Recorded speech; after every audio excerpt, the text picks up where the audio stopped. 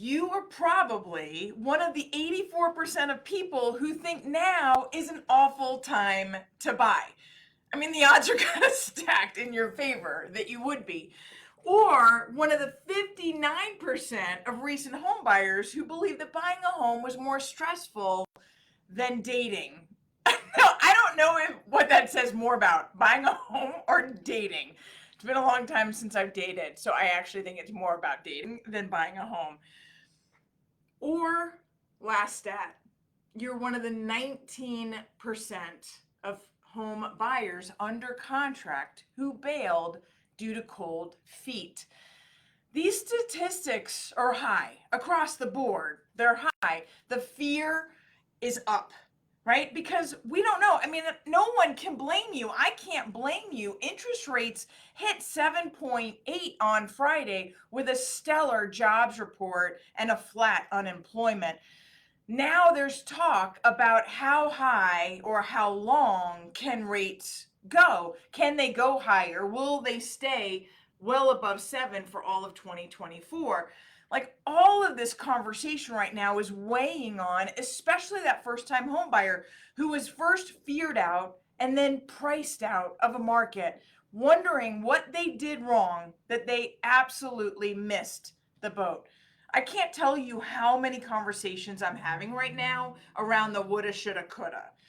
Because if I coulda, I woulda bought like 20 homes back in 2012, because they've more than doubled since then. Some of them have tripled, depending on what area you bought them in.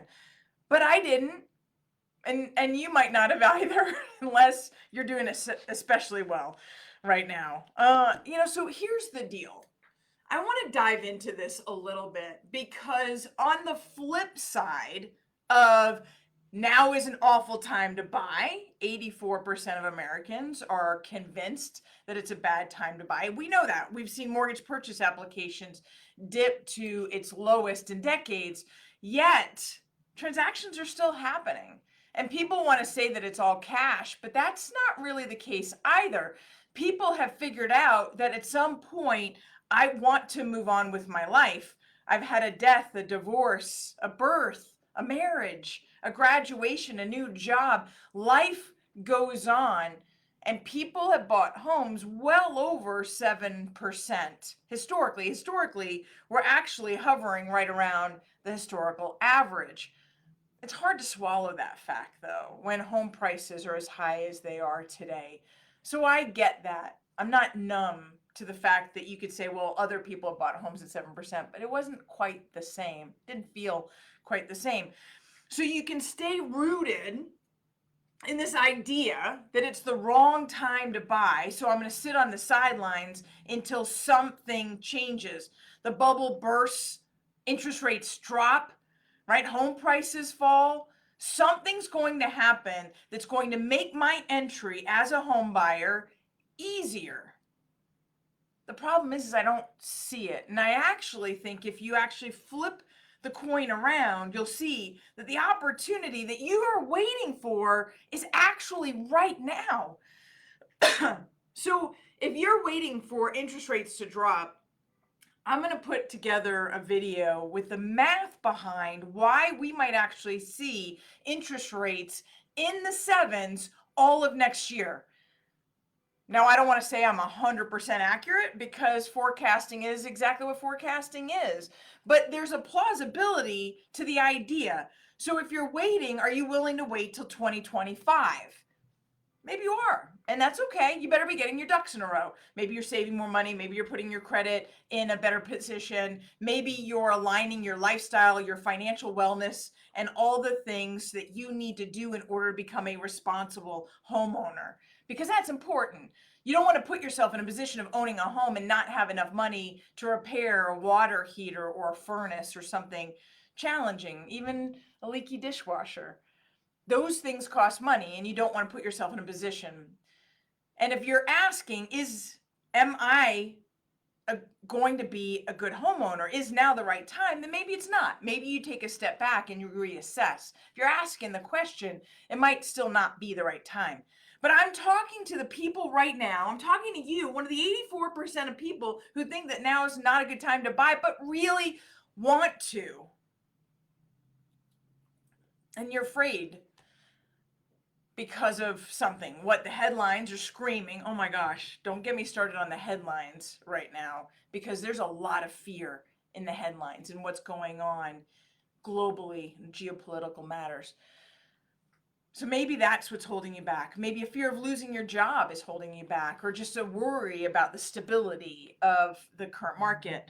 But maybe you've got all of that actually secure and you're still waiting because 84% of the people told you to wait. They told you it was a bad time to buy. And they must be right, because it must be true, because 84% of people think so. Right? You strip that away and you get back to just the facts. Just the facts, ma'am. Just the facts. What are the facts?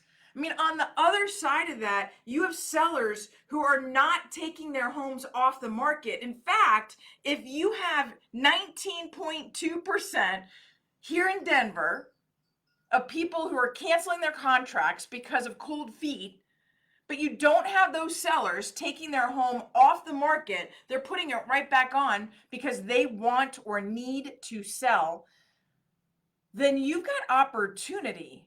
And go, can I take advantage of the opportunity that sellers really do want to sell? And a seller that had a buyer that vacated that contract due to cold feet is in an awful position. And I'm not telling you to take advantage of that seller. I'm telling you to have that opportunity to negotiate when they are willing and able and want to negotiate with you. And as a buyer, you just have to know that the other buyers just had cold feet. They were part of the 84%. That home is a good home, and that home will continue to appreciate. So this is where working with not an aggressive, but a strategic, there's a difference. A strategic lender, strategic real estate partner that's going to show you the opportunities outside of the fear and then lean into you wherever you're at. Because if fear is going to rule, then you just have to be in that for the moment. But if you're willing to live with that fear and charge forward anyway, then this is the time to have that strategic lender and that strategic real estate partner to show you what is the appreciation for that neighborhood. What are the opportunities for this home? Does it have house hacking opportunities, or does it have an additional rental space opportunity? Or does it have the ability to scrape it down the road and even build something, a bigger home, your forever home, or even a multi-unit home? Right? Does it have opportunities that today's buyers don't see because they're too afraid? Fear is the thing that's shielding you between where you are today and where you want to be. Here's one thought I want to leave you with. Because if 84% of buyers are sitting on the sidelines afraid, that means that they're going to keep renting. And if they're going to keep renting, I suggest that you become one of the 16% that are charging forward despite the fear. They're addressing the fear and they're moving forward anyway.